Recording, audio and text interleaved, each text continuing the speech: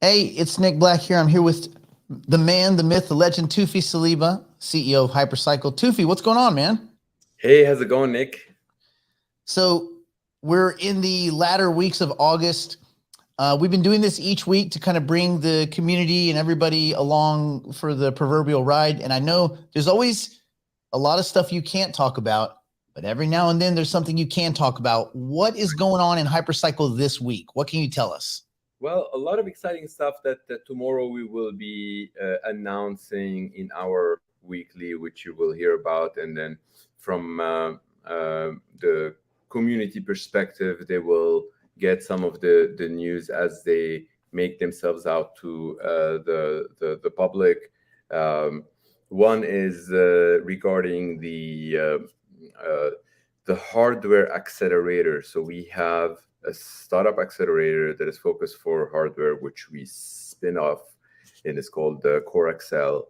And we currently have five portfolio companies, and we're getting to number six.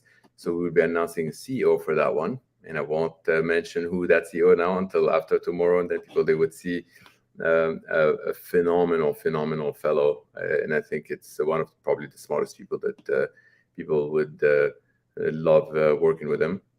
And of course, there's a lot of operational stuff that we would be announcing on Hyper Appliance, which I've mentioned last week about scoring that 52,000 devices that we've got them through a very good sponsor from South Korea, and the manufacturing would be in South Korea.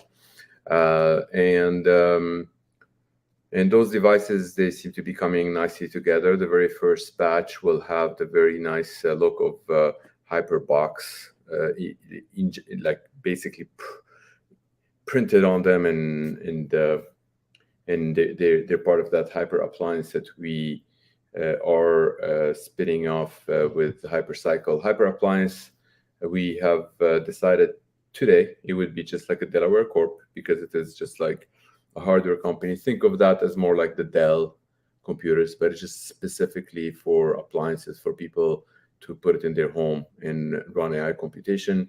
Um, and then we will also be announcing CEO for that company as well.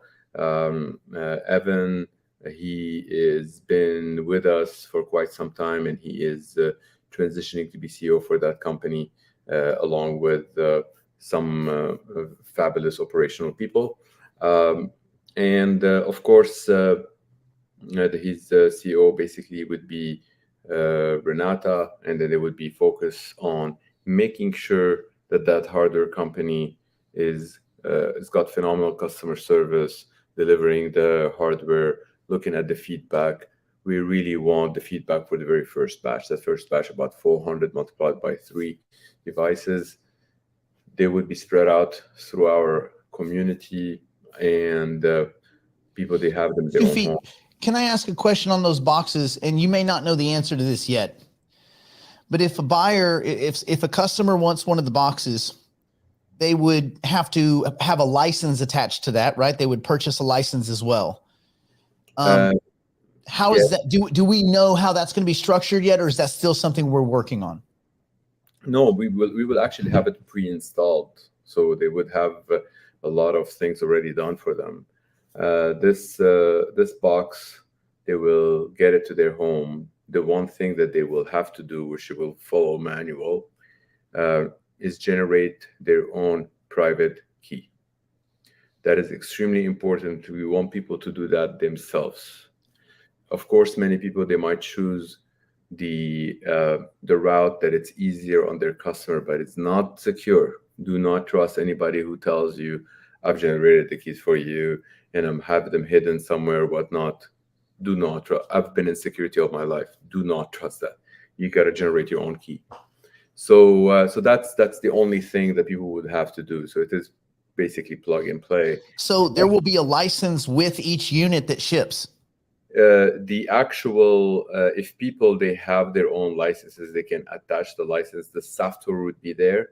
In order to enable the software, you need to have a license. So if you have already a license, there's a method of how to attach the license into the software, but you don't have to install anything because people they don't really need to know to become. There's that saying where it says like you don't really need to be a mechanic to be a race car driver. Effectively, that's you can turn on that machine, you can configure the key, you can attach the license to it, but you don't really need to worry about installation and all of the stuff. So it makes it a little bit easier that the software is already sitting in it. Remember, the software is there, but in order for the software to be operational, it needs to have a license. So as a follow-up, would you tell people if they were going to order these hyper boxes, these appliance units, would you tell them to wait until they've ordered the unit and received it and then purchase a license? Or would you have them go out and purchase a license in advance? Knowing what I do know, that there's an importance in the actual sequence of the actual licenses, I would get the license as soon as I can. But most people, they probably don't know that. They might feel like I'll get the box and I can actually get the license. The license is also, it's not, it's transferable. Like basically, if you choose later on not to get the box, you can always transfer it to someone else. There's people that they might buy a distributor license, which is the master node, and then have the single retail, so it depends on people's preferences. I know what I would do, knowing the information that I do know. I would get it as quickly as possible, getting the license. But some people, they might prefer getting everything all together. Now, here's the thing, though. If you remember, we've touched on the 5 beneficiaries when you run AI computation. If you want to be all 5, that box gives you that opportunity. You see, so of course, many people, they might say, but I'm not number 4. I'm not an AI developer. Okay, fine. You can always plug some AI. That's fine. But then you can be all the other 4.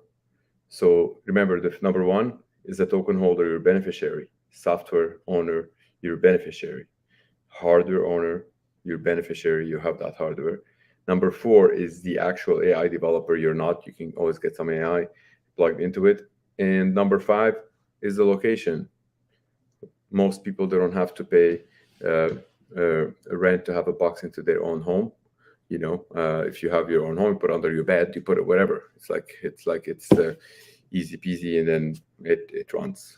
So this is almost a full service data center. The only thing people would need to do is go get a license and grab some tokens, marry the license and the tokens with the unit, and off to the races. 100%. And the people, they need to remember, especially when there's like a lot of hardcore AI developers, you might say like, what kind of AI this is going to run? Well, the AI doesn't come in one flavor. There's all kinds of stuff that could be running. For example, some of those boxes, it's got 14 terabytes on it.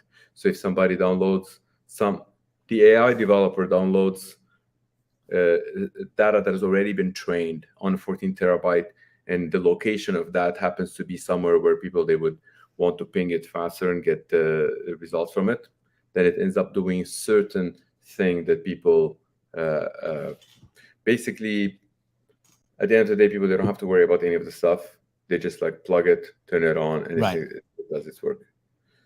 So, okay, you had some stuff you wanted to share with us. Is that correct? Yes. There's a lot of questions. So if you don't mind, I'm going to share my screen just to kind of visualize some of the stuff, because some people, they might ask the questions about how this works, and what is the where's that the software license, and how come I can split it, and when I can split it, and so on and so forth. So if somebody is running, let's say, a node, okay? If you're running a master node, the number of that master node will look like this behind the scenes. So it comes from like a data structure.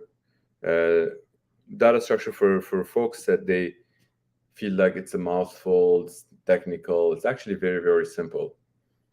When you go to Google and type a search, Google is not doing all that work when you're typing the search. It has done more than 99.9% of the work ahead of time. And then when you type the search, it navigates the data structure to find the results very quickly. So for example, you put on some word that there's like billions of results. Is it going to go, the computer check every one of those billions sequentially? And the answer is no. A billion, that means it's only 30 operations. How is that 30 operations? Well, it looks like this. It's basically, it navigates through a tree like this, and it's able to go through 30 times. Why did I say 34 billion? So anyone can do the math. 1, 2, 4, 8, 16. Do that 30 times. What do you get? You get a billion, right? So effectively, that's something that can give you the ability with 30 operations when somebody's typing a search to actually get them exactly what they're looking for. That technology exists for a long, long time in computer science. Okay, now here what we're doing is utilizing certain aspects of it. People that they're familiar with IP, you know, you have your computer has an IP, not a phone number. What is the IP? Well, the IP is also part of some other data structure that's different than that data structure that Google uses to retrieve your results. So now I gave you two examples of data structure. Here, what I'm going to show you is a third. What we use here under the scenes in Hypercycle is a data structure that's called Earth-64.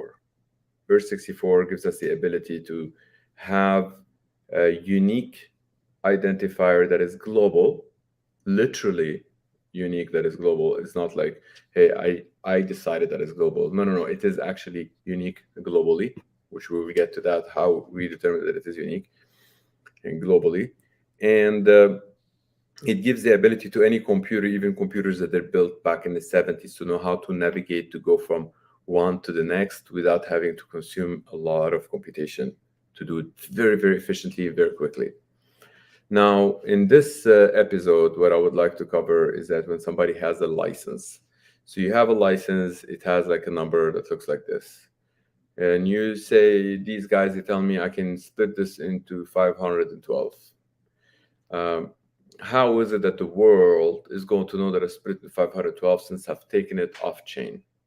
People, they use that term off chain, but that is the wrong term. That's off ledger.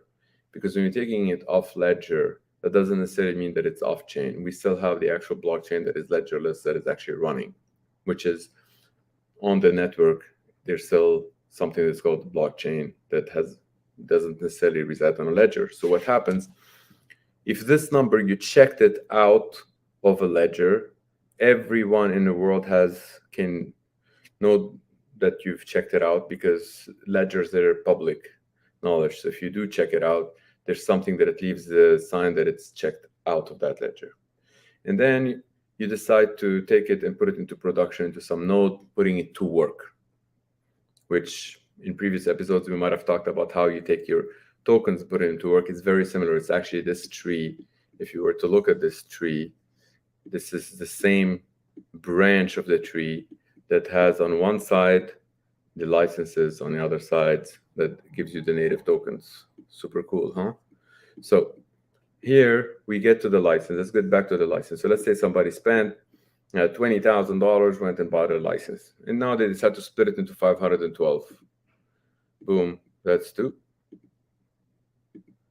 And there you go. Now there is 4, and I can keep going to get to the 512. Now, how does the world know that this actually is a legit license? Now, remember, Nick, when we said that if this, you checked it out of the ledger, you can prove to anyone at any point in time that you own this. Why? Because you're the signer of the key that has this, and it's been already checked out of the ledger, right? You have that proof, you can do it same way that you can prove that you own your own Bitcoin or whatnot, right? So if you can prove this, look at this number, Nick. Can you see this? Yeah. And this one under it is the exact same number, but has an added 10 next to it here on this. On the right, it has 1. Right? It's the exact same number. And you go to the grandchildren, the exact same number, but they added 1, 0. And the other grandchildren, 1, 1. So they all start with the same prefix here. Anything that starts with that prefix belongs to you. You own this. They all belong to you. So if, let's say you split it into 4 pieces and you take this piece and you sell it to me, your signature that you sold me this, I have that signature. I can prove to everyone anywhere on the planet that I am the only owner of this because you have sold me this. You see? Now, so that transfer is in perpetuity. correct, and I can take it and transfer it to someone else if I want to or whatnot. Like it's like an actual physical object. Think of like a disc. You remember those vinyl discs that you can listen to music? Imagine you own that. If you sell it to me, I can take it. I can sell it to someone else if I want to, or give it to someone else as a gift or whatnot. So it gives that kind of flexibility on a peer-to-peer without having to depend on a third party. Of course, I'm oversimplifying here, but the point here that I want to get to is that those licenses, as you split them down to get to the 512, you have the ability to go all the way to 512 without having to ask anybody's permission, and because you own that master node. And from the 512, you can sell them 512 people if you want, or half of them to one, and maybe put them in 512 machines. But from that point onwards, there is something that we talked about that is called ratio, which is necessary for those to be split again. So let's say you split them to the 512, which is this point. At this level here, this is where all the 512 would reside, on this level, okay? Which is 9 levels from the one above. How do I know that? Because 2 to the power 9 is 512, okay? So you have 512 of those on this level. Each and every one of those can be installed on a separate machine if it wants to, or you can have them all on like one big machine.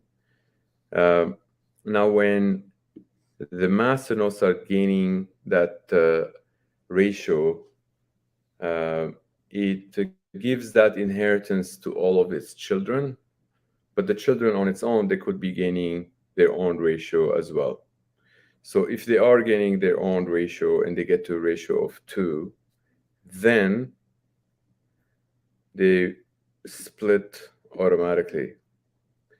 And this is like reputation, right? So your reputational, that's what you're referring to, kind of? Reputation, computation, and uptime.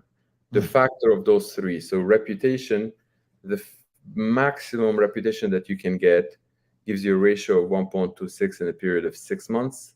The maximum uptime that you can get gives you a ratio of 1.26, and the maximum computation that you get in a period of 6 months gives you a ratio of 1.26. And of course, all of those are relative to the top 10 percentile, and then that would give you the ability to multiply them together. You multiply 1.26 by 1.6 by 1.26, they would become 2. As soon as they become 2, it splits. And when it splits, it gives you the opportunity to have twice more the amount of revenue that your node could have been generating on its own. The node is basically telling the world, I have one license, I can compute, let's say, let's say 2 terabytes of data per day, okay? Now that you have 2, it gives the world the signal that you can do 4 terabytes of data per day, right? And I guess limited only by your computational ability of the hardware. Thank you. Then it becomes the laws of physics start playing a role, which at that point, you feel that you may want to buy more computers. It might not necessarily be at the first split. It might be at the subsequent split. The fastest possible is in about 6 months if all the stars align that you can split every single time. The one single thing, the uptime, if it's perfect in 18 months, it can give you on its own the ability to split, which means that things like in about a year, they are likely to split, which means in about 10 years, one single node can reach its maximum potential in splitting.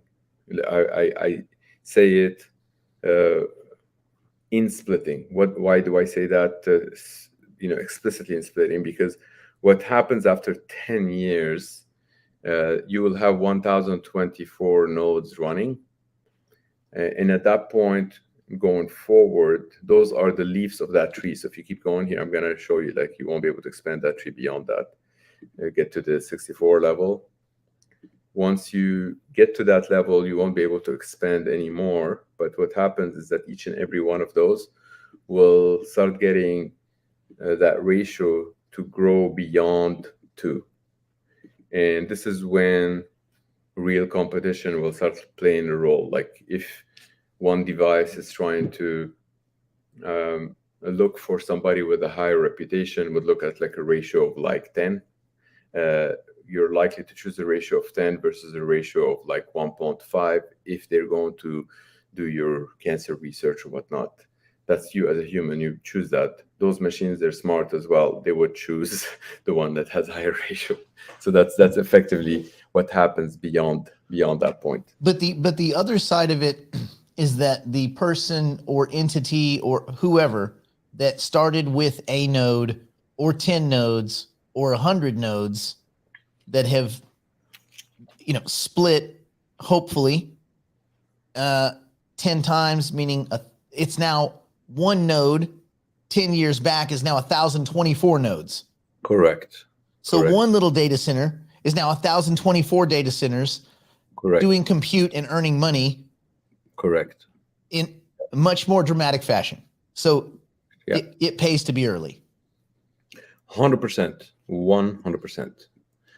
And another thing is not only it pays to be early, there's something that we know so far through many generations and a lot of science, that you can't go back in time. So, so whatever happened a year ago, nobody's going to be able to go back a year ago and change that.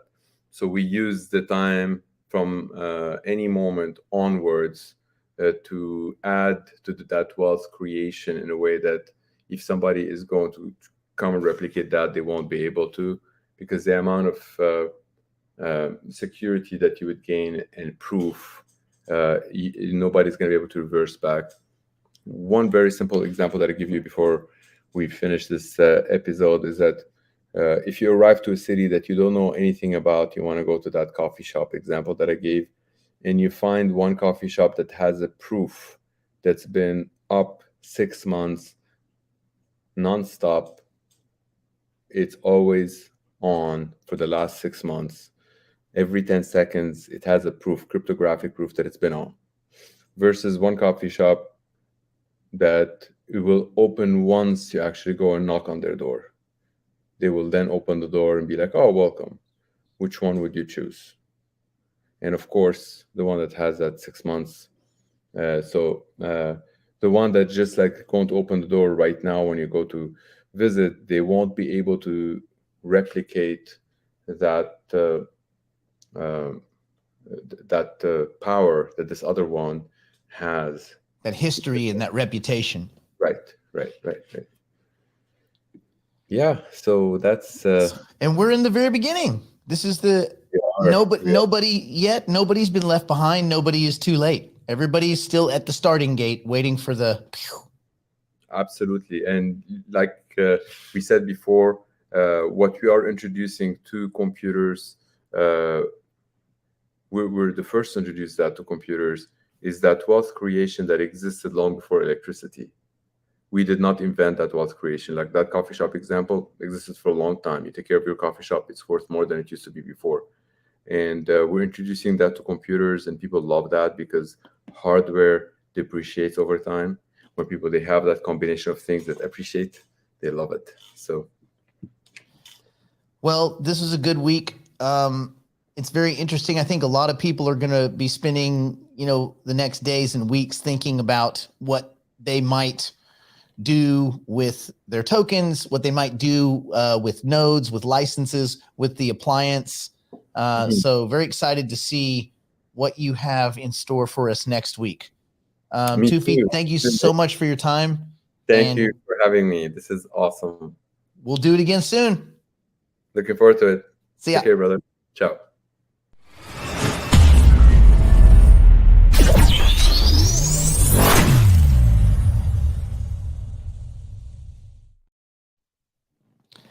And that is that.